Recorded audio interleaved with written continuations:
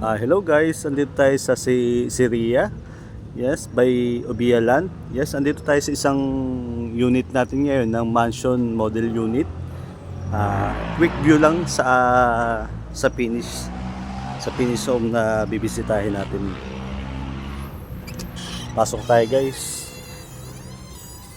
Ito yung kanyang living area. Living area yan.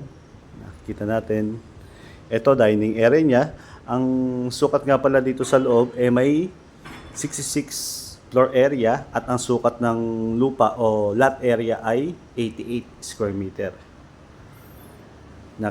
Nakikita po natin ang kusina niyan, lababo niya nandito sa side na to. Yan. Yan siya. Diyan kami maglalagay yung cabinet. At meron tayong back doors dito sa gilid.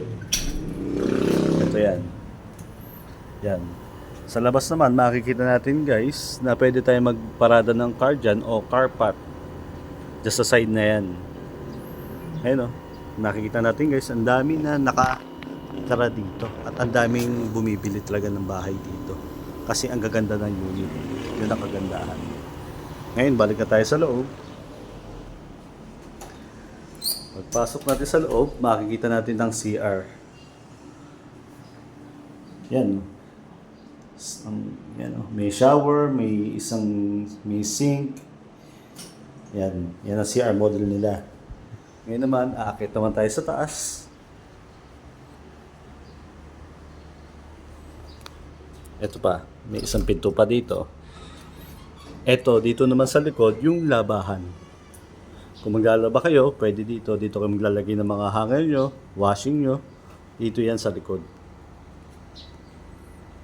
Yan. Sarado na natin, mainit. Ngayon naman, aakit na tayo sa taas. Sa taas nga pala, pag akit natin sa taas, meron dito, pag makikita nyo agad pag akit dito sa taas, meron dito maliit na living area. Tapos, may isang CR at 3 kwarto. Yun. Unahin natin muna to, isang side na to. Pag liko natin dito, makikita natin, ito yung isang banyo. Ayan siya. Tapos, kung may anak naman kayo, pwede dito sa isang maliit na room o maliit na kwarto. Lagay na aircon natin sa taas. May cabinet tayo dyan. Ayan siya. Tapos, lipat naman tayo sa kabilang kwarto. Itong kabilang kwarto, mas malaki-laki to kaysa doon sa nauna natin ipinasok. May study table sa gilid. Tapos may cabinet tayo. Kagandahan, tanaw din natin yung view sa harap. Yan o, kita natin yung harap o. Ganda ng view natin. Ngayon, lipat naman tayo sa master bedroom. Yan po, lipat naman po tayo dito sa master bedroom nila. Yan, may lamesa dito. Yan yung kwarto na makikita natin ang buong view ng subdivision. Dalawang side by side na bintana po natin. At yung closet, syempre hindi po mawawala. Yan ang kanilang closet.